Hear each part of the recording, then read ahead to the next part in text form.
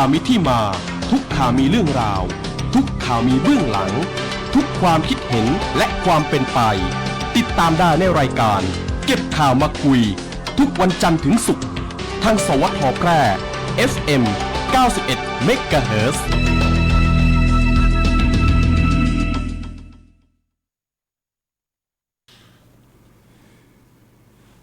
สวัสดีครับ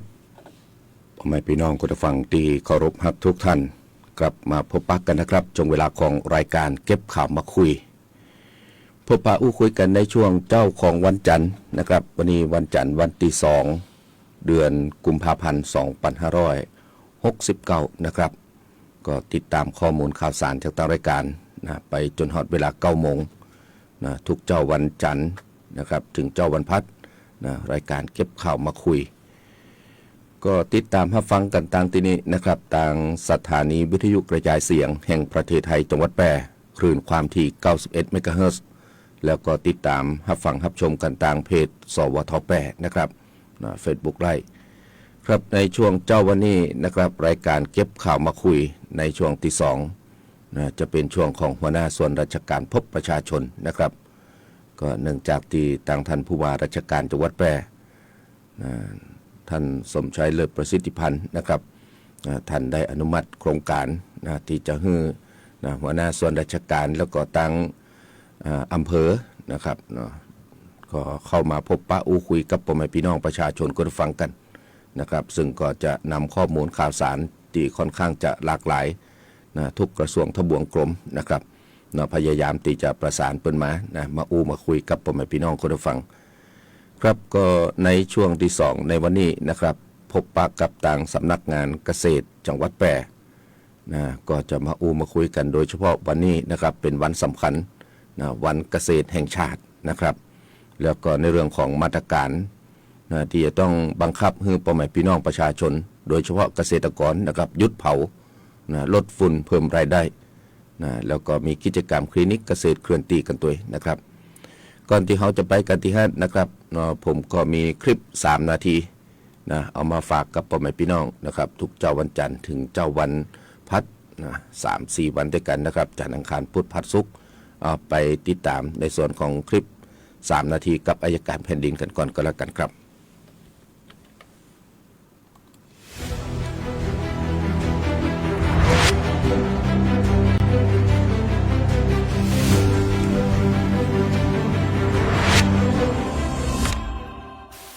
สวัสดีครับพบกันอีกครั้งกับรายการ3นาทีกับอัยการแผ่นดินวันนี้จะมาพูดถึงเรื่องการคุ้มครองสวัสดิภาพเด็กที่ถูกทารุณกรรมโดยบุคคลในครอบครัวตามพระราชบัญญัติคุ้มครองเด็กได้ให้คำนิยามของเด็กว่าเด็กหมายถึงบุคคลที่อายุต่ำกว่า18 ปีบริบูรณ์แต่ไม่รวมถึงบุคคลซึ่งบรรลุนิติภาวะด้วยการสมรสและได้ให้ความหมายของเด็กที่ถูกทารุณกรรมเอาไว้ว่าเด็กที่ถูกกระทำหรือละเว้นการกระทำให้ปราศจากซึ่งเสรีภาพหรือเกิดอันตรายต่อกายหรือจิตใจหรือเด็กที่ถูกล่วงละเมิดทางเพศหรือเด็กที่ถูกใช้ให้กระทำหรือประพฤติในลักษณะที่น่าจะก่อให้เกิดอันตรายแก่ร่างกายหรือจิตใจดังที่ท่านจะเห็นได้จากกรณีบุคคลในครอบครัวได้ใช้เด็กให้ไปทำงานซึ่งมีลักษณะสุ่มเสี่ยงต่อสุขภาพหรือสวัสดิภาพของเด็กเช่นให้เด็กไปเป็นขอทานหรือให้เด็กไปทำงานในสถานบริการซึ่งต้องกระทำงานในเวลากลางคืนอันเป็นการน่าจะก่อให้เกิดอันตรายต่อร่างกายหรือจิตใจเด็กซึ่งการกระทำดังกล่าวนี้ก็เป็นการกระทำทารุณกรรมเด็กตามความหมายในพระราชบัญญัติคุ้มครองเด็กทั้งนี้ถ้าท่านพบเห็นเด็กซึ่งถูกทารุณกรรมท่านสามารถแจ้งเจ้าหน้าที่ตำรวจเจ้าหน้าที่ฝ่ายปกครองและพนักงานเจ้าหน้าที่คุ้มครองเด็กซึ่งก็คือบ้านพักเด็กและครอบครัวที่เบอร์โทรศัพท์1300โดยเจ้าหน้าที่ดังกล่าวนั้นมีอำนาจหน้าที่ในการให้ความคุ้มครองเด็กและสามารถแยกตัวเด็กออกจากครอบครัวซึ่งมีผู้กระทำทารุณกรรมเด็กได้โดยทันทีและเด็กมีสิทธิ์ที่จะได้รับการตรวจร่างกายและรักษาพยาบาลรวมไปถึงได้รับการคุ้มครองและดูแลโดยบ้านพักเด็กและครอบครัว นอกจากนี้พนักงานอัยการก็ยังสามารถที่จะดำเนินการยื่นคำร้องขอคุ้มครองสวัสดิภาพเพื่อให้คุ้มครองเด็กที่ถูกกระทำด้วยความรุนแรงในครอบครัวหรือถูกกระทำทารุณกรรมโดยบุคคลในครอบครัวได้เพื่อที่จะให้ศาลมีคำสั่งห้ามมิให้บุคคลผู้กระทำความผิดดังกล่าวกระทำทารุณกรรมเด็กอีกและให้เด็กได้อยู่ในความคุ้มครองดูแลของบ้านพักเด็กและครอบครัวทั้งนี้สำนักงานอัยการคุ้มครองสิทธิและช่วยเหลือทางกฎหมายและการบังคับคดีสามารถช่วยเหลือเด็กซึ่งเป็นผู้เสียหายในคดีอาญาในการประสานงานเพื่อคุ้มครองสวัสดิภาพและสามารถช่วยเหลือในการเรียกร้องให้มีการชดใช้ค่าสินไหมทดแทนตามประมวลกฎหมายวิธีพิจารณาความอาญามาตรา 44/1 ในวันนี้นะครับท่านก็จะได้รับความรู้ในเรื่องของการคุ้มครองสวัสดิภาพเด็กซึ่งถูกกระทำทารุณกรรมโดยบุคคลในครอบครัวนะครับหากท่านได้พบเห็นเด็กซึ่งถูกทารุณกรรมไม่ว่าจะเป็นกรณีใดท่านสามารถมาแจ้งที่สำนักงานอัยการคุ้มครองสิทธิและช่วยเหลือทางกฎหมายเพื่อที่จะมีการดำเนินการให้การช่วยเหลือเด็กดังกล่าวต่อไปสำหรับวันนี้นะครับก็หมดเวลาสำหรับรายการ3 นาทีกับอัยการแผ่นดินแล้วนะครับผมก็อยากจะขอบพระคุณทุกท่านที่ตั้งใจฟังเสมอมาครับครับ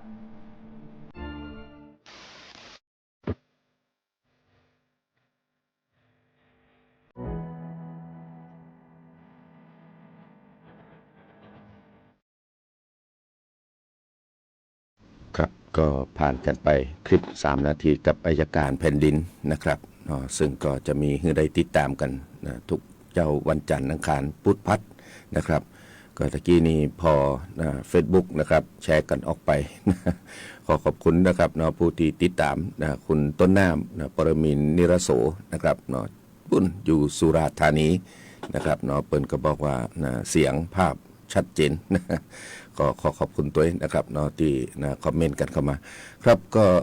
ช่วงที่2นะครับช่วงของหัวหน้าส่วนราชการพบประชาชนในช่วงเช้าวันนี้นะครับทางรายการเขาก็ได้รับเกียรติจากทางท่าน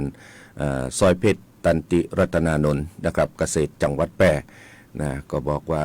ท่านมากันใหม่ๆนะเดี๋ยวเพิ่นได้แนะนำตัวน้อยหนึ่งแล้วก็เขาจะมามาคุยกันในประเด็นที่เราได้เตรียมกันมานะครับโดยเฉพาะวันสำคัญของเกษตรแห่งวันเกษตรแห่งชาตินะครับครับผมก็ขอกล่าวคำว่าสวัสดีครับท่านเกษตรจังหวัดแพร่ครับสวัสดีค่ะครับผมค่ะก็อยากจะให้ท่านนะครับแนะนำตัวนิดนึงนะครับเพราะว่ามาเนี่ยค่อนข้างจะบอกว่ารู้จัก วันนี้ก็รู้จักท่านเป็นครั้งแรกเหมือนกันนะครับครับผมเรียนเชิญเลยครับค่ะก็สวัสดีนะคะท่านผู้ฟังทุกท่านนะคะขออนุญาตแนะนำตัวนิดนึงเนาะนะคะก็ชื่อสร้อยเพชรนะคะตันติรัตนานนท์นะคะเป็นเกษตรจังหวัดแพร่ก็มารายงานตัวเพื่อปฏิบัติงานที่จังหวัดแพร่เมื่อวันที่6 มกราคม 2569 นี้เองค่ะ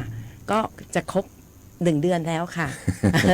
ก็เลยยังเป็นหน้าใหม่นะคะหน้าใหม่แต่ว่าคือก็มีการสอบถามเนาะว่าเป็นคนที่ไหนนะคะคนสุรินทร์นะคะโอ้มาไกลนิดนึงค่ะแต่อย่างไรก็แล้วแต่ก็คือจะใกล้จะไกลก็ยังเป็นหัวใจเกษตรอยู่ค่ะนะคะก็มาเพื่อช่วยกันพัฒนาในเรื่องเกษตรนะคะโอเคค่ะครับผมค่ะครับอันนั้นก็ท่านมาไกลนะครับมาจากอีสานแต่ก็บอกว่าหัวใจนี่ยังเป็นเกษตรอยู่ครับผมพูดถึงเกษตรนะครับวันนี้เนี่ยดูตามปฏิทินแล้วบอกว่าเป็นวันเกษตรแห่งชาตินะครับอยากให้ท่านได้เล่าถึงความสำคัญของวันเกษตรแห่งชาตินิดหนึ่งครับผมเรียนเชิญเลยครับเนาะก็โชคดีจริงๆวันนี้ที่ทางจังหวัดแพร่นะคะให้หัวหน้าส่วนได้มาพบปะพูดคุยกับพ่อแม่พี่น้องนะคะแล้วก็วันฤกษ์ดีของเกษตรมากเลยค่ะเพราะวันที่2 กุมภาพันธ์เนี่ยค่ะเป็นวันเกษตรแห่งชาติซึ่งจะมีซึ่งมีประวัติยาวนานนะคะโดยที่ว่าเริ่มต้นนะคะก็จะมีการจัดงานเพื่อเป็นการส่งเสริมอาชีพเกษตรกรรมของไทยนะคะเริ่มต้นตั้งแต่สมัยรัชกาลที่5นะคะสมัยพระบาทสมเด็จพระจุลจอมเกล้าเจ้าอยู่หัวนะคะท่านทรงสนับสนุนและเป็นผู้ริเริ่มการจัดงานแสดงกสิกรรมและพาณิชยกรรมชื่อมันจะไม่ใช่เกษตรนะคะสมัยก่อนเขาจะเรียกกสิกรรมนะคะ เป็นภาพรวมเลยนะคะ ซึ่งปัจจุบันก็มาเป็นงานเกษตรแห่งชาติ ซึ่งการที่ก่อนที่จะมาถึงงานเกษตรแห่งชาตินะคะแรกๆเขาเรียกว่างานเกษตรเฉยๆนะคะแล้วก็ต่อมาก็คือมีความสนใจของพ่อแม่พี่น้องมากนะคะแล้วก็มีการคือพื้นที่ในการจัดแสดงต้องขยายกว้างนะคะก็เลยรัฐบาลต่อมาก็เลยเล็งเห็นนะคะถึงความสำคัญในการจัดงานลักษณะเช่นนี้นะคะจึงมีมติให้กระทรวงเกษตรนะคะร่วมกับมหาลัยเกษตรศาสตร์นะคะจัดงานเกษตรแห่งชาตินะคะโดยครั้งแรกๆเนี่ยจะจัดในห้วงของวันที่ 3-4 มกราคมซึ่งเริ่มแรกก็คือปี 2491 นะคะซึ่งรัฐบาลก็จะสนับสนุนงบในการจัดงานอยู่ที่มหาลัยเกษตรศาสตร์บางเขนนะคะวัตถุประสงค์ก็คือหลักการเดิมเลยค่ะคือจัดงานแสดงนิทรรศการนะคะคือแสดงถึงสิ่งที่จะปลุกใจพี่น้องนะคะให้มาประกอบการเพาะปลูกเลี้ยงสัตว์แล้วก็ค้าขายให้เจริญทันสมัยในสมัยนั้นนะคะแล้วต่อมาก็ได้มีการปรับเปลี่ยนวันนะคะจากเดิมมกราก็ขยับออกมาเป็น2 กุมภาพันธ์นะคะซึ่งอันนี้จะเห็นได้ว่ามีการขยับแต่หลักการเดิมคือเพื่อสนับสนุนให้พ่อแม่พี่น้องนะคะได้พบกับนวัตกรรมหรือสิ่งจูงใจในการทำการเกษตรนะคะไม่ว่าจะเป็นพืชสัตว์ประมงหรืออื่นๆที่เกี่ยวข้องทั้งทางพาณิชย์ด้วยนะคะสำหรับเกษตรปีนี้นะคะงานวันเกษตรแห่งชาติปีนี้นะคะจัดอยู่ที่เกษตรบางเขนเช่นเดิมนะคะโดยที่จะมีงานเพิ่มเติมก็คือใช้คำว่างานเกษตรแฟร์นะคะซึ่งงานเกษตรแฟร์นี่ปีนี้นะคะจัดภายใต้แนวคิดสืบสารพระปณิธานพระพันปี สู่วิถีเกษตรกรรมที่ยั่งยืนนะคะโดยงานนะคะของปีนี้จัดตั้งแต่วันที่30 มกราคมถึงวันที่ 7 กุมภาพันธ์ 2569 นะคะรวมทั้งหมด 9 วัน 9 คืนเลยค่ะนะคะถ้าท่านได้เข้าไปที่มหาลัยเกษตรศาสตร์บางเขนท่านจะเห็นเลยว่าทั้งมหาลัยเลยค่ะแบ่งพื้นที่เป็นโซนๆเพื่อให้พี่น้องเข้าไปใช้บริการได้รับรู้แล้วก็ได้ไปเห็นสิ่งที่มีนวัตกรรมอะไรที่เกิดขึ้นบ้างนะคะอย่างเช่นของงานเกษตรแฟร์ปีนี้นะคะ2569เนี่ยค่ะก็จะมีสินค้าที่มาส่งเสริมให้พี่น้องเข้าไปขายจำหน่ายนะคะแล้วก็มีนวัตกรรมทางการเกษตรที่หลากหลายรูปแบบอันนี้จะเป็นโซนวิชาการนิดนึงนะคะหน่วยงานที่เกี่ยวข้องทางมหาลัยหน่วยงานที่เกี่ยวข้องกับทาง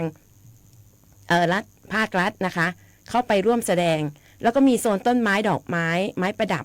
แล้วก็ของตกแต่งบ้านนะคะและอีกโซนหนึ่งที่รู้สึกเวลาถ้าเกิดเข้าไปเดินนะคะท่านจะเหมือนแบบโซนเด็กจะสนใจมากคือโซนสัตว์เลี้ยงสุดน่ารักหลากหลายพันธุ์นะคะจะมีตั้งแต่สุนัขแมวแล้วก็สัตว์แปลกๆอื่นๆที่เข้ามานะคะแล้วก็มีในเรื่องของจัดชิบกาแฟชิลๆในสวนนะคะแล้วก็โซนในเรื่องของการแสดงและความบันเทิงหลากหลายและที่สำคัญมีการประกวดนะคะประกวดในที่นี้ก็มีจัดตู้ปลาประกวดผลไม้แล้วก็มีการเวิร์กช็อปเกี่ยวกับเรื่องการส่งเสริมอาชีพสร้างองค์ความรู้แล้วก็กิจกรรมบันเทิงอื่นๆนะคะถ้าท่านได้มีโอกาสเข้าไปในกรุงเทพไปแถวบางเขนมอเกษตรศาสตร์บางเขนท่านก็สามารถเข้าไปเรื่อมชมช็อปแล้วก็ตักตวงในความรู้เพื่อมาปรับใช้ในไร่นาของเราเองนะคะอันนี้ก็เป็นในช่วงที่ว่าเกษตรอยากแนะนำให้พี่น้องได้รู้จักถึงวันสำคัญวันเกษตรแห่งชาติซึ่งเกษตรแห่งชาติจะไม่ใช่วันเกษตรกรนะคะของเราจะมีวันเกษตรกรอีกห่วงหนึ่งในห่วงที่เราจะมีวันแรกนานะคะที่ทางรัฐบาลก็จะจัดอยู่ในห่วงพฤษภาคมซึ่งจะตรงกับวันพระราชพิธีพืชมงคลจรดพระนางคันแรกนาขวัญ นะคะอันนี้เป็นการเกริ่นให้พี่น้องได้เห็นความสำคัญของคำว่าเกษตรนะคะมีทางรัฐบาลให้ความสำคัญแล้วก็พี่น้องให้ความสนใจนะคะอันนี้เดี๋ยวเราก็จะพักเบรกในช่วงแรกเนาะว่าในเรื่องของเกษตรแห่งชาตินะคะค่ะ ขึ้นมา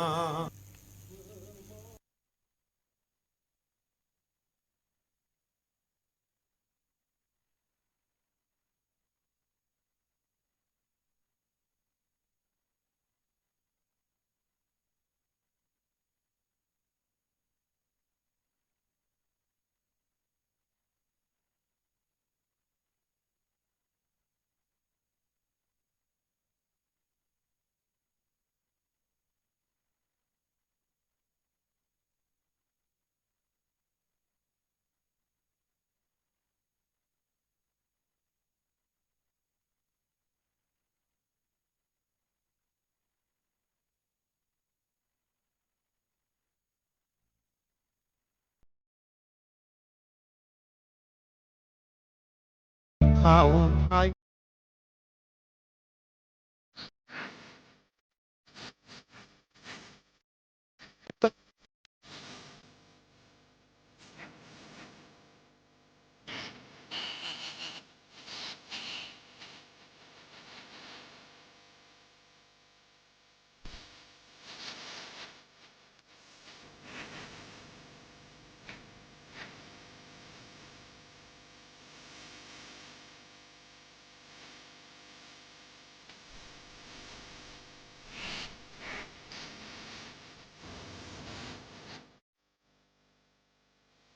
ครับก็อยากจะเปิดงานเพลงนี้จนจบแต่ก็จบบ่ได้นะครับเนาะเพราะว่า จะมีเรื่องของลิขสิทธิ์กันอยู่นะครับเนาะก็เปิดเป็นน้ำจิ้มให้กับพ่อแม่พี่น้องประชาชนก็ได้ฟังนะครับเนาะได้ติดตามกันนะครับเนาะก็เป็นเรื่องของงานเพลงนะครับเนาะที่เกี่ยวข้องกับพ่อแม่พี่น้องเกษตรกรนะครับครับผมก็ช่วงนี้นะครับเนาะพูดถึงเรื่องของงานทางสำนักงานเกษตรจังหวัดแพร่นะครับเนาะก็ถือว่าเป็นนโยบายที่ประกาศกันทั่วประเทศเลยนะครับเนาะเกี่ยวกับเรื่องของการหยุดเผาหยุดฝุ่นเพิ่มรายได้นะครับเนาะอันนี้เนี่ยจะมีการกำหนดมาตรการยังไงแล้วก็จะเพิ่มรายได้ยังไงนะครับผมอยากจะให้ท่านเกษตรจังหวัดแพร่ได้นำเสนอครับผมเรียนเชิญเลยครับ สำหรับในเรื่องการหยุดเผาหยุดฝุ่นเพิ่มรายได้นะคะตัวนี้งานนี้นะคะก็เป็นงานสำคัญนะคะว่ารัฐบาลให้ความสำคัญในการแก้ไขปัญหาในเรื่องไฟป่าหมอกควันฝุ่นละอองที่มีมาอย่างต่อเนื่องนะคะซึ่งคณะรัฐมนตรีได้มีมติเห็นชอบให้แก้ไขปัญหาฝุ่นละอองเป็นวาระแห่งชาติตั้งแต่ปีพศ 2562 แล้วค่ะแล้วก็ได้มีการขับเคลื่อนมาตรการในการรับสถานการณ์ไฟป่าหมอกควันและก็ฝุ่นละอองอย่างเป็นรูปธรรมนะคะส่งผลให้สถานการณ์ฝุ่น PM 2.5 นะคะแล้วก็จำนวนจุดฮอตสปอตในภาพรวมของเราเนี่ยมีแนวโน้มที่ดีขึ้นนะคะทั้งนี้ทั้งนั้นมันเหตุการณ์ที่ดีขึ้นไม่ใช่ที่เกษตรคนเดียวทำนะคะอันนี้คือความร่วมมือของพ่อแม่พี่น้องเลยค่ะพ่อแม่พี่น้องที่ร่วมลงมาจับมือกันเพื่อจะช่วยกันแก้ปัญหานี้นะคะซึ่งเดี๋ยวเราจะมาฟังกันต่อนิดนึงนะคะว่าตัวการที่แก้ปัญหานี้นะคะเพื่อขับเคลื่อนขบวนการนี้ทำอย่างไรนะคะในภาคของเกษตรก็พยายามหาวิธีว่าจะขับเคลื่อนการปรับเปลี่ยนขบวนการผลิตนะคะการปรับปรุงโครงสร้างการผลิตแล้วก็การส่งเสริมทำเกษตรแบบปลอดการเผาอย่างไรนะคะให้เกิดการแก้ไขปัญหามลพิษด้านฝุ่นละอองอย่างเต็มที่เลยนะคะซึ่งทั้งนี้ทั้งนั้นนะคะว่านอกจากภาครัฐแล้วนะคะจังหวัดแพร่ของเรานะคะก็ยังมีการคุมเข้มขอใช้คำว่าคุมเข้มเลยนะคะว่าคุมเข้มในเรื่องวิกฤตหมอกควันเนี่ยเลยกำหนดเลยว่าระหว่างวันที่15กุมภาพันธ์ถึง30เมษายนนะคะตรงนี้คือห่วงเวลาครอบคลุมทั้งจังหวัดเลยนะคะทุกพื้นที่ห้ามเผานะคะขอประกาศอย่างชัดเจนขอย้ำนะคะห้ามเผาเลยนะคะเพื่อป้องกันและแก้ไขปัญหาฝุ่นละอองจากไฟป่าและก็การเผาในที่โล่งนะคะซึ่งตัวนี้ห่วงเวลาเช่นนี้นะคะเดี๋ยวอากาศก็จะแห้งนะคะการจุดไฟไม้ขีดหนึ่งก้านหรือจุดนิดเดียวถ้าท่านเผลอมันไฟอาจจะลุกลามนะคะด้วยสภาพอากาศที่แห้งและลมแรงนะคะซึ่งทั้งนี้ทั้งนั้นในเรื่องของความร่วมมือเสร็จยังมีบทลงโทษด้วยค่ะ ซึ่งทางจังหวัดได้ประกาศแล้วนะคะว่าผู้ใดฝ่าฝืนจุดไฟเผาป่าหรือเผาในที่โล่งนะคะจะมีความผิดตามกฎหมายที่เกี่ยวข้องนะคะอาทิกฎหมายทางป่าไม้ป่าสงวนนะคะอุทยานแห่งชาติแล้วก็สงวนและสัตว์อุทยานแห่งชาติสงวนและคุ้มครองสัตว์ป่าแล้วก็ป้องกันบรรเทาสาธารณภัยนะคะของทางสาธารณสุขเช่นกันจราจรทางบกก็ด้วยนะคะแล้วก็รวมถึงข้อบัญญัติท้องถิ่นนะคะอันนี้จะให้เห็นว่ามีการบทลงโทษด้วยนะคะแล้วก็ทางจังหวัดนะคะก็ได้มีการขอความร่วมมือมาอย่างต่อเนื่องนะคะเราได้มีการสร้างการรับรู้นะคะแล้วก็มาคุมเข้มในช่วงเวลา15 กุมภาถึง30 เมษายนนี้นะคะซึ่งได้มีการแจ้งเวียนถึงทางปกครองกำนันผู้ใหญ่บ้านในพื้นที่แล้วนะคะแล้วก็ศูนย์ปฏิบัติการฉุกเฉินเทศบาลที่เกี่ยวข้องนะคะตรงนี้คือการคุมเข้มนะคะแล้วก็สุดท้ายคือไม่ใช่ภาครัฐอย่างเดียวที่ทำนะคะภาคประชาชนต้องร่วมมือด้วยในขณะเดียวกันเกษตรก็มองเหมือนกันว่าเมื่อไม่เผาเราจะทำอย่างไรนะคะวัสดุที่เราเหลือหรือวัสดุที่เรามีอยู่ในแปลงนาแปลงไร่ของเราจะทำอย่างไรนะคะตรงนี้ก่อนที่จะไปถึงตรงนั้นคือเราต้องเปลี่ยนพฤติกรรมนะคะของเกษตรใช้คำว่า3เปลี่ยน 3R โมเดลนะคะเปลี่ยนแรกคือเปลี่ยนพฤติกรรมในการเผาหรือเปลี่ยนนิสัยเรานะคะเปลี่ยนโดยการใช้เทคโนโลยีหรือนวัตกรรมที่เกี่ยวกับการจัดการเศษวัสดุทางการเกษตรนะคะเช่นนะคะการไถกบตอซังนะคะเพื่อลดการเผาการทำปุ๋ยหมักอินทรีย์นะคะการนำเศษฟางหรือสิ่งที่เหลือใช้เนี่ยเอาส่วนหนึ่งมาทำเป็นอาหารสัตว์แล้วก็มาเป็นลักษณะห่มดินนะคะห่มดินนี้คือเพื่อเพิ่มความชุ่มชื้นให้กับต้นไม้เราในขณะเดียวกันลดการระเหยด้วยนะคะแล้วก็ในการที่เราจะไถกบได้แล้วก็ยังมีจุลินทรีย์ของพัฒนาที่ดินที่เราจะคุ้นหูคือพอดอนะคะจุลินทรีย์ตัวนี้จะมาช่วยในการย่อยสลายนะคะในเรื่องปุ๋ยหมักก็เช่นกันก็มีจุลินทรีย์ที่จะมาช่วยในการผลิตปุ๋ยหมักที่ทำให้ย่นระยะเวลานะคะจากสถานีพัฒนาที่ดินนะคะส่วนเพิ่มรายได้ที่จะเพิ่มเข้ามานะคะนอกจากเราลดต้นทุนโดยการนำวัสดุมาทำเป็นอุปกรณ์เป็นวัสดุปลูกของเราแล้วนะคะเพิ่มรายได้โดยการนำมาใช้เพื่อการเพาะเห็ดนะคะมาเป็นวัสดุเพาะปลูกนะคะหรือทำดินผสมนะคะหรือนำไปใช้ประโยชน์โดยเป็นถ่านพลังงานนะคะและฝีมือสุดๆเลยนะคะอันนี้ถ้าท่านสามารถเอาเป็นแปรรูปเพิ่มมูลค่านะคะอย่างทางที่ดิฉันมาคือที่สุรินทร์เขาเอาฟางข้าวนะคะผสมกับดินนะคะแล้วก็มีเทคนิคคือทำเป็นกระถางฟางข้าวนะคะกระถางต้นไม้เนี่ยค่ะแทนจะเป็นกระถางพลาสติกนะคะเมื่อเอาไปใช้มันก็เป็นเศษพลาสติกที่เราต้องเก็บทิ้งหรือต้องเอาออกมานะคะอันนี้ใช้จากฟางข้าวหรือจากดินเมื่อเอาไปใช้ก็คือย่อยสลายอยู่ในพื้นที่ได้เลยนะคะถัดมาอันที่2ในแนว3เปลี่ยนโมเดลนี้นะคะก็จะเป็นเปลี่ยนชนิดพืชนะคะเราก็จะพยายามส่งเสริมให้พี่น้องนะคะเปลี่ยนการปลูกพืชไร่นะคะเป็นพืชที่เป็นไม้ผลหรือพืชที่ให้ผลผลิตที่ส่งเสริมให้เกิดรายได้แก่พี่น้องนะคะหรือการบริหารจัดการพื้นที่ให้เกิดประโยชน์สูงสุดนะคะข้าวเมื่อเราปลูกแล้วหลังทำนาเราทำอะไรเราปลูกถั่วไหมคะนะคะปลูกถั่วเพื่อบำรุงรักษาดินนะคะคุมความชื้นนะคะแล้วก็เพิ่มไนโตรเจนให้กับดินด้วยนะคะอันที่3เนี่ยก็จะเป็นในเรื่องของการเปลี่ยนเป็นพืชทางเลือกนะคะพืชทางเลือกอย่างที่ดิฉันพูดเมื่อกี้เนี่ยค่ะว่าหลังจากทำนาแล้วท่านเปลี่ยนมาเป็นปลูกถั่วเพื่อทดแทนการทำนาปลังดีไหมคะทำนาปลังใช้น้ำมากผลผลิตเมื่อขายออกได้ผลผลิตเมื่อขายแล้วก็ราคาไม่สูงนะคะ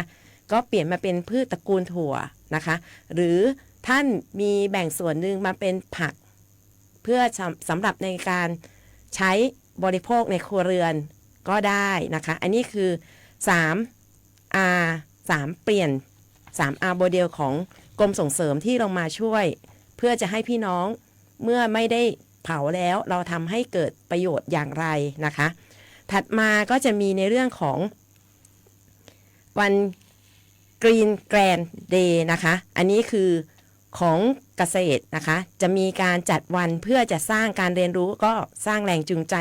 ให้ไม่เผาเพิ่มรายได้นะคะเดี๋ยวรายละเอียดว่าจะจัดช่วงไหนอย่างไรน้องๆทางเมื่อเกษตรแปร่นะคะขอใช้คำว่าเกษตรแปร่จะมาชวนคุยด้วยนะคะเดี๋ยวในโอกาสถัดไปนะคะซึ่งอันนี้จะให้เห็นว่าเราไม่ได้พูดอย่างเดียวเรายังลงไปทำงานในพื้นที่เพื่อให้เกิดประโยชน์กับพี่น้องนะคะโดยที่ว่าท่านสามารถติดตามในเรื่องของที่ดิฉันพูดได้ผ่านเพจของสำนักงานเกษตรจังหวัดแพร่หรือสำนักงานเกษตรอำเภออื่นๆที่ใกล้บ้านท่านได้ค่ะอันนี้สำหรับในช่วงของการหยุดเผาเพิ่มรายได้แล้วก็ยังลดฝุ่นได้อย่างไรนะคะอันนี้เป็นแนวทางหนึ่งซึ่งเกษตรนะคะขอมานำเสนอให้พี่น้องเป็นทางเลือกนะคะเผื่อพี่น้องอาจจะมีแม่อุ้ยบอกว่าฉันถนัดในเรื่องอย่างอื่นไม่ใช่แบบที่แม่แต่ว่าเราสามารถปรับพฤติกรรมกันได้นะคะค่ะสำหรับช่วงที่2ก็มีแค่นี้ค่ะครับผมนะเกี่ยวกับเรื่องของหยุดเผาลดฝุ่นนะครับเพิ่มรายได้นะครับเนาะเพิ่มรายได้นี่ก็จะเป็นทางเลือกของพ่อแม่พี่น้องเกษตรกรนะครับบางคนอาจจะมีพื้นที่เยอะนะครับเนาะก็อาจจะแบ่งตามกำลังนะครับเนาะที่จะทำกันนะโดยเฉพาะในช่วงของการก้าวย่างเข้าสู่ฤดูแล้งเนี่ยนะครับเราก็อาจจะปลูกพืชอายุสั้นนะครับเนาะที่กินได้ขายได้ค่ะใช้น้ำน้อยด้วยครับผมนะอย่างเช่นถั่วเหลืองเนี่ยนะครับเนาะก็ใช้น้ำน้อยนะครับแต่เราอย่าไปปลูกเยอะนะถ้าปลูกเยอะนี่มันก็อย่างว่าเนี่ยเหนื่อยนะครับเนาะแต่ถ้าปลูกน้อยเราเอาขายยังไงนะครับเนาะขายเป็นถั่วต้มนะครับเนาะก็เป็นการสร้างรายได้อยู่นะครับปลูก1 ไร่นี่ก็ไม่ใช่น้อยนะครับถ้าเป็นการวางแผนปลูกกันเนี่ยปลูกกันแบบลดหลั่นวันปลูกนิดนึง5 วัน10 วันนะครับเนาะเพื่อที่จะได้เก็บเกี่ยวกันไปเป็นระยะนะครับอันนี้ก็เป็นอีกจุดหนึ่งที่ท่านสามารถที่จะวางแผนกันได้นะครับหยุดเผาลดฝุ่นนะครับเนาะก็บอกว่าทางมาตรการนะครับของทางจังหวัดนี่เริ่มกันตั้งแต่วันที่15 กุมภาพันธ์2569จนถึงวันที่30 เมษายน2569นะครับแต่ในส่วนของสำนักงานของกระทรวงเกษตรกำหนดเอาวันที่1ใช่ไหมครับใช่ค่ะครับผมแต่ทั้งนี้ทั้งนั้นคือจะคุมเข้มตามพื้นที่จังหวัดนะคะคือด้วยความที่กระทรวงเกษตรดูทั้งประเทศท่านทางกระทรวงก็เลยกำหนดภาพกว้างไว้แต่บริบทแต่ละพื้นที่ความเข้มงวดแต่ละพื้นที่ขึ้นอยู่กับจังหวัดนั้นๆเพราะว่าความเสี่ยงในการเผาแต่ละพื้นที่จะปรากฏในห่วงเวลาที่แตกต่างกันภาคเหนือจะเยอะหน่อยในช่วงต้นนะคะซึ่งเรามีป่าเยอะถูกไหมคะแล้วด้วยความที่เราเป็นส่วนใหญ่จะเป็นภูเขานะคะลมเวลานั้นมันจะเขาเรียกลมเขาใช่ไหมคะมันอาจจะพัดแล้วตลบเข้ามาในชุมชนโอกาสที่จะเกิดอันตรายมันไม่ใช่แค่ข้อกฎหมายที่มาบังคับมันเป็นเรื่องของอันตรายที่จะเกิดกับทรัพย์สินของพี่น้องและถ้าเกิดดูแลไม่ดีแล้วก็เกิดการวางแผนไม่รอบคอบถึงแก่ชีวิตเลยนะคะเพราะบางท่านที่เคยไปเห็นข่าวว่าไปเผาแล้วหลงเข้าไปอยู่ในกองไฟเองนะคะอันนี้คือความเป็นห่วงของพ่อแม่พี่น้องนะคะอันนี้คือความห่วงใยที่เราส่งต่อให้ถึงพื้นที่นะคะแต่ความเข้มงวดของจังหวัดแพร่เราเข้มณวันที่15อย่างนี้เลยนะคะ15 กุมภาพันธ์นะคะครับผมค่ะครับก็ในส่วนของข่าวนะครับที่ออกมาบอกว่าพ่อแม่พี่น้องเนี่ยเผานะครับก็เมื่อสัก 3-4 วันในส่วนของจังหวัดแพร่นะครับก็หลงเข้าไปในกลุ่มควนนะครับหาทางออกไปได้สำลักควน นะครับ ค่ะ เนาะก็ทำให้เกิดการเสียชีวิตนะครับ อันนี้ก็เป็นอุทาหรณ์ที่ทุกท่านทุกคนนะครับจะต้องคิดนะครับนะบางคนเนี่ยนะครับเนาะเข้าไปในป่านะครับเนาะ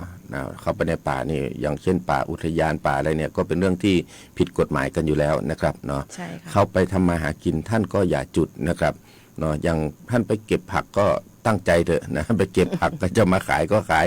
นะครับเนาะจะไปเอามดแดงมดส้มยังไงก็นะ ใช่ อ่า ค่ะ ครับผมเอามาตามนั้นตามกำลังตามความสามารถก็แล้วกันนะครับ แต่ในเรื่องของการเผาท่านก็หยุดฉุกคิดกันสักนิดหนึ่งนะไม่ใช่ว่านะเห็นใบไม้ใบหญ้าที่ว่ามันจุดกันง่ายๆนะครับถ้าท่านเผาไปเนี่ยนะครับเกิดความเสียหายเยอะนะครับ ใช่ค่ะ แม้กระทั่งสัตว์ป่าอะไรเนี่ยหนีไม่ทันนะครับ ใช่ค่ะ เนาะอย่างเต่านะหนีไม่ทันก็ต้องยอมตายในกองไฟเหมือนกัน อันนี้ก็ความสูญเสียถ้าเกิดเป็นสัตว์ที่หายาก ครับ หรือเป็นที่ชนิดที่เรามีเฉพาะพื้นที่ขึ้นมา แล้วก็ไม่มีการทดแทนได้แล้ว ครับ นะคะ อันนี้คือบางครั้งมันมีผลกระทบนะคะ จุดไฟเผามันมีผลกระทบทั้งในเรื่องของมลพิษนะคะ ในเรื่องสุขภาพที่จะมาในเรื่องของสิ่งที่อยู่ในธรรมชาติที่จะเปลี่ยนนะคะ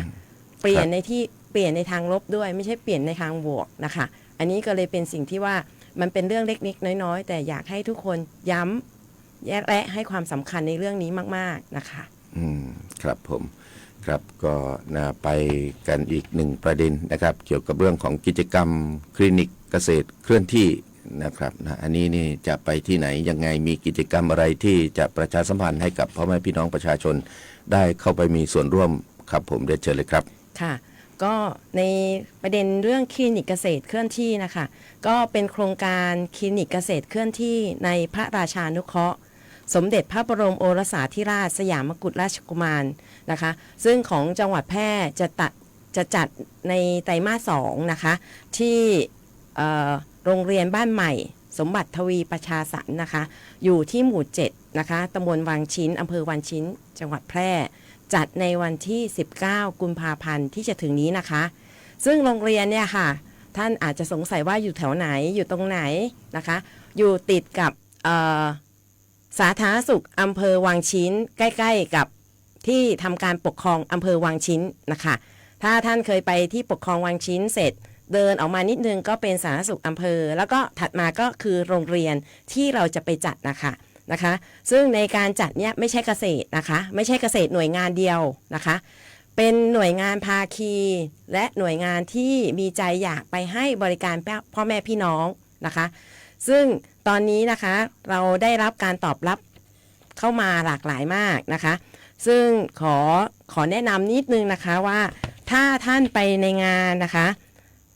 ไปในงานท่านจะพบกับคลินิกของหน่วยงานอะไรบ้างนะคะก็จะมีสำนักงานเกษตรและสหกรณ์จังหวัดแพร่นะคะสำนักงานเกษตรและสหกรณ์จังหวัดแพร่ท่านจะไปให้บริการความรู้เกี่ยวกับเรื่องกองทุนหมุนเวียนเพื่อการกู้ยืมแก่เกษตรกรและผู้ยากจนนะคะแล้วก็ในเรื่องของกองทุนสงเคราะห์เกษตรกรนะคะให้ความรู้เกี่ยวกับเรื่องระบบเกษตรพันธสัญญานะคะแล้วก็ยังมีการบริการในเรื่องศูนย์บริการเกษตรพิรุณราษฎร์และที่สำคัญนะคะก็จะมีในเรื่องของการป้องกันและแก้ไขปัญหาไฟป่าหมอกควันนะคะอันนี้คือในเรื่องของหน่วยแรกของกระทรวงเกษตรนะคะถัดมานะคะก็จะเป็นศูนย์วิจัยและพัฒนาการเกษตรแพร่นะคะหน่วยนี้ก็จะไปออกในเรื่องของคลินิกแพร่ในเรื่องของปุ๋ยชีวภาพ PG PR นะคะแล้วก็ไบโอชานะคะอันนี้จะเป็นการสนับสนุนเพื่อให้พ่อแม่พี่น้องได้รู้จักว่าปุ๋ยชนิดนี้เป็นอย่างไรนะคะอยากรู้เรียนเชิญนะคะที่วังชิ้นนะคะแล้วนอกจากนั้นนะคะของศูนย์วิจัยและพัฒนาการเกษตรแพร่เนี่ยค่ะก็ยังมีเมล็ดพันธุ์ผักไปสนับสนุนพ่อแม่พี่น้องนะคะถัดมานะคะก็จะมีศูนย์หม่อนไหมเฉลิมพระเกียรตินะคะก็จะไปนำเสนอนิทรรศการเกี่ยวกับเรื่องหม่อนและไหมที่เกี่ยวข้องนะคะ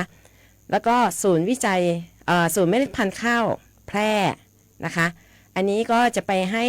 ความรู้เกี่ยวกับเรื่องข้าวนะคะประโยชน์ของการใช้เมล็ดพันธุ์ข้าวพันธุ์ดีนะคะแนะนำองค์ความรู้เกี่ยวกับเรื่องข้าวนะคะ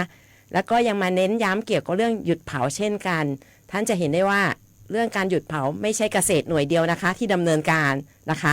อันนี้ถัดมาสำนักงานปศุสัตว์จังหวัดแพร่นะคะทางสำนักงานปศุสัตว์จังหวัดแพร่ก็ไปในเรื่องของคลินิกปศุสัตว์นะคะอันนี้จะมีบริการที่พ่อแม่พี่น้องให้ความสนใจมากเลยนะคะในเรื่องของการให้บริการผ่าตัดทำหมันสุนัขและแมวนะคะแล้วก็มีการสนับสนุนวัสดุเวชภัณฑ์สำหรับสัตว์นะคะมีการให้บริการให้คำปรึกษาเกี่ยวกับการทำปศุสัตว์นะคะถัดมานะคะก็ยังมีหน่วยงานศูนย์วิจัยและพัฒนาอาหารสัตว์แพร่นะคะอันนี้ก็ให้ความรู้เกี่ยวกับเรื่องการผลิตอาหารสำหรับให้สัตว์เลี้ยงนะคะแล้วก็ถัดมาอันนี้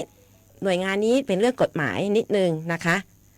เป็นเรื่องกฎหมายก็คือในเรื่องของสำนักงานปฏิรูปที่ดินจังหวัดแพร่นะคะหรือสพก.แพร่นะคะหน่วยงานนี้ก็จะไปให้บริการความรู้เกี่ยวกับเรื่องกฎหมายปฏิรูปที่ดินแล้วก็การให้บริการองค์ความรู้นะคะเกี่ยวกับสพก.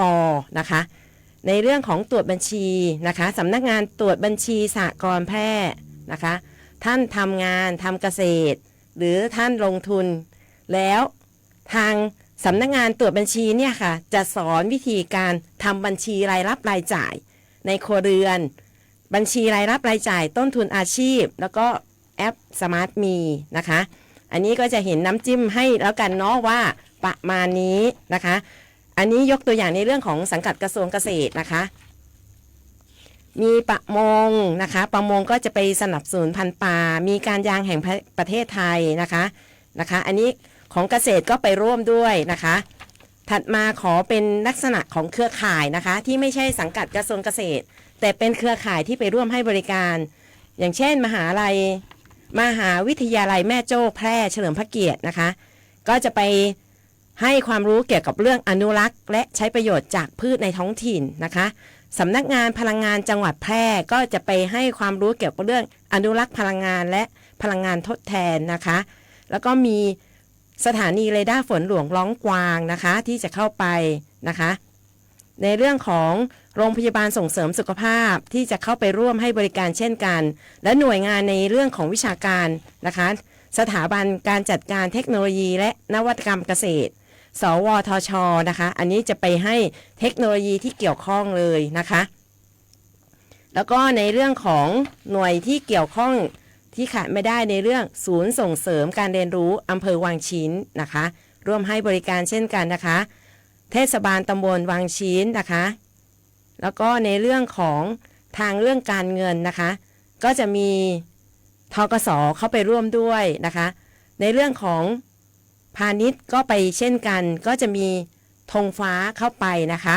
บริการธงฟ้าเข้าไปให้บริการนะคะอันนี้คือแซมเปิลตัวอย่างนะคะว่า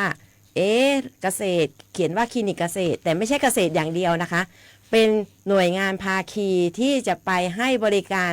ที่อำเภอวังชิ้นเพื่อร่วมให้บริการพี่น้องนะคะพี่น้องและก็ที่เน้นย้ำอีกนิดนึงถ้าท่านจะเข้าไปรับบริการนะคะช่วยนำบัตรประชาชนไปด้วยนะคะพกบัตรไปด้วยแล้วก็ไปลงทะเบียนไปแจ้งความจำนงนะคะว่าท่านจะเข้าบริการด้านไหนนะคะด้านปศุสัตว์นี้ถ้าเกิดท่านจะเข้ารับบริการโดยการนำสุนัขและแมวไปทำหมันอย่างไรก็อยากให้ท่านประสานเบื้องต้นกับทางปศุสัตว์อำเภอก่อนนะคะเพราะว่าอยู่ๆนำสัตว์เลี้ยงเข้าไปผ่าเลยไม่ได้ต้องมีการเตรียมตัวเหมือนคนเนี่ยค่ะต้องเตรียมตัวที่จะเข้าห้องผ่าตัดเช่นกันนะคะรายละเอียดท่านประสานกับในพื้นที่นะคะค่ะก็ของเรื่องคลินิกเกษตรก็ประมาณนี้นะคะครับผมนะก็เป็นในส่วนของส่วนราชการนะครับไม่ว่าจะระดับอำเภอหรือจังหวัดนะครับที่จะลงพื้นที่ไปหาพ่อแม่พี่น้องประชาชนนะครับเนาะก็อย่างมหาวิทยาลัยแม่โจ้แพร่เฉลิมพระเกียรติเนี่ยนะครับทางอาจารย์เขามีเกี่ยวกับเรื่องของการวิจัยนะครับบางทีเนี่ยพืชผลทางการเกษตรที่อยู่ในชุมชนของท่านเนี่ยนะครับเนาะเพราะว่าเมืองแพร่นี่เป็นเมืองที่นะครับเนาะทำเกี่ยวกับเรื่องของสุรานะครับเนาะนะก็อาจจะเอาผลหมากรากไม้นี่แหละนะครับมาทำการวิจัยแล้วก็ทำเป็นหมักเป็น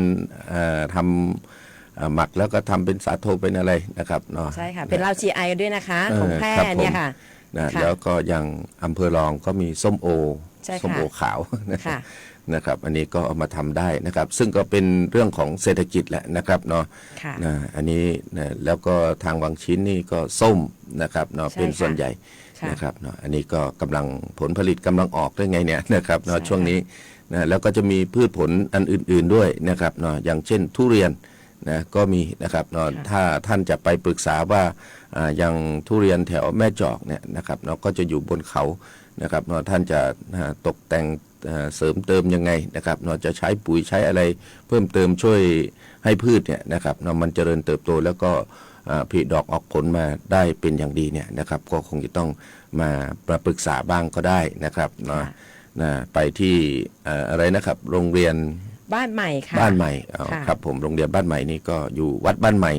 นะครับเนาะจะอยู่ในพื้นที่เดียวกัน ค่ะ นะข้างๆอำเภอวังชิ้นนะครับ ใช่ค่ะ ก็เชิญชวนเลยนะครับเนาะพ่อแม่พี่น้องประชาชนชาวอำเภอวังชิ้นที่อยู่แต่ละตำบลนะครับเนาะ ค่ะ ตำบลสะร้อยตำบลแม่พูน นะครับเนาะก็ขอให้ท่านนะครับเนาะมารับบริการนะครับเนาะในวันที่ 19 ใช่ไหมครับวันจันทร์ที่ 19 กุมภาพันธ์ วันพฤหัสที่ 19 อ๋ กุ อ มภา ครับ พัน ผ ธ์ ม นะคะ เดี๋ยวผมดูวัน สงสัยจะหลง ดู เดื เดื อ อน นดวงเดือน ยังไปเดือนเก่าอยู่นะครับ นอกจากไปให้บริการแล้วก็ไปช้อปปิ้งได้เลยนะ ครั คะ บ เพราะว่าจะมีสินค้าจากพี่น้องในอำเภอวังชิ้นมาร่วมออกให้บริการนะคะ ไม่ว่าจะเป็นกลุ่มแม่บ้าน หรือวิสาหกิจชุมชนในพื้นที่นะคะ ครับ นอกจากด้านวิชาการก็ยังมีด้านภาคประชาชนที่ลงมาขายสินค้าที่ตัวเองผลิตด้วยเช่นกันนะคะ ครับ ค่ะ ผมก็ในวันนั้นก็คงจะเน้นในเรื่องของภาคการเกษตรให้มากที่สุดนะครับเนาะเพราะว่าเป็นเรื่องของคลินิกเกษตรนะครับ ค่ะ เนาะแต่หน่วยงานอื่นๆ ก็จะลงพื้นที่ด้วยนะครับ ค่ะ อันนี้ไม่รู้ว่าเป็นกิจกรรมของจังหวัดด้วยหรือเปล่าครับ มีออกหน่วยของจังหวั ครั ด บผม แพร่ด้วย แล้วก็มีร่วมกับพอสวด้วยนะ ครั คะ บ ก็ไปที่เดียวพบ3 งานเลยค่ะ ครับ นะคะ ผม ค่ะ ก็มันพ่อแม่พี่น้องประชาชนไปแล้วจะได้คุ้มนะครับ ใช่ นะ ค่ะ สุขภาพตัวเอง ค พ รั บบ พอสวนะคะ สุขภาพพืชนะคะ ก็คือคลินิกเกษตร สุขภาพสัตว์ก็เช่นกัน แล้วก็ยังได้ในเรื่องจับจ่ายใช้สอยนะคะ มีธงฟ้าเข้าไป มีพ่อแม่พี่น้องที่เอาผลิตภัณฑ์ หรือผลผลิตจากพื้นที่ตัวเองเข้าไปจำหน่ายช่วยเศรษฐกิจด้วยนะคะ ครับ อันนี้ ผม ก็จะเป็นส่วนหนึ่ง กา นะคะ ชาติก็ไปด้วย ใช่ค่ะ ครับผม ค่ะ กาชาตินี่อาจจะไปตรวจฟันอะไรบ้าง พอสว นะครับ พอสว พอสว ให้ ครับ ให้บริการทันตกรรมนะ ครั คะ บผม ค่ะ ครับผม ค่ะ พอสวนะครับ ค่ะ เนาะเป็นกิจกรรมที่พ่อแม่พี่น้องประชาชนนะครับเนาะโดยเฉพาะผู้ที่อยู่ในชนบทเนี่ยนะครับเนาะ ค่ะ จะได้พบปะกับนะครับเนาะโครงการพอสวนะครับ ค่ะ ของสมเด็จย่า ใช่ นะครับ ค่ะ ครับผมนะ ค่ะ เวลาใกล้จะหมดครับท่าน เนาะทิ้งท้ายนิดนึง ครับผม ว่าอย่างไรก็ฟังของเกษตรสร้อยยังไม่จุใจก็จะมีน้องๆ เกษตรอำเภอเกษตรตำบลมาร่วมจัดเกษตรแพร่ชวนคุยนะคะ ครับ วันนี้ตอน 11 โมงถึงเที่ยงวันนี้นะ ครั คะ บผมค่ะทุกวันจันทร์ ใช่ค่ะ 11 โมงถึง ทีม เที่ยง ค่ะ ทีมงานของเกษตรจะมาพบปะพี่น้องนะคะ โดยที่ว่าจะมีท่านเกษตรอำเภอดูแลน้องๆออกมารอบร่วมให้ความรู้พบปะพูดคุยผ่านทางสวทแพร่ของ ครับ เรา ผม นี่นะคะทุกวันจันทร์ ครั ค่ะ บเกษตรแพร่ชวนคุยถ้ามาแต่ละอำเภอเนี่ยนะครับก็จะได้คุยแบบโดยเฉพาะกิจกรรมในพื้นที่นะครับ ใช่ค่ะ อันนี้จะได้ชัดเจนกัน ใช่ค่ะ แล้วเขาก็จะอู้กำเมืองด้วยนะ ครับผมอู้เมืองครับ ไม่เหมือนเกษตรนะคะ เกษตรกำลังหัดนะคะค่ะ ครับ โอเค ผม นะคะ รับ ค่ะ หัดไปหัดมาเดี๋ยวก็หลงอยู่เมืองแพร่นี่แหละครับ จ้าเจ้า ครับผมเจ้าละครับ ครับผมก็ขอบพระคุณนะครับกับพ่อแม่พี่น้องประชาชนคุณผู้ฟังคุณผู้ชมนะครับติดตามรับฟังรายการเก็บข่าวมาคุยนะทุกช่องทางที่สวทแพร่นะครับนำเสนอกับคุณผู้ฟังนะครับขอบคุณคุณสร้อยเพชร ค่ะสร้อยเพชรตันติรัตนานนท์เกษตรจังหวัดแพร่ ครับผ ค่ะ มก็ขอบพระคุณไว้ในโอกาสนี้เป็นอย่างสูงนะครับที่ท่านให้เกียรติเดินทางเข้ามาร่วมในรายการครับผมก็คงจะต้องร่ำลาจากลาคุณผู้ฟังไปก่อนโชคดีมีความสุขกันทุกท่านทุกคนสวัสดีครับ สวัสดีค่ะ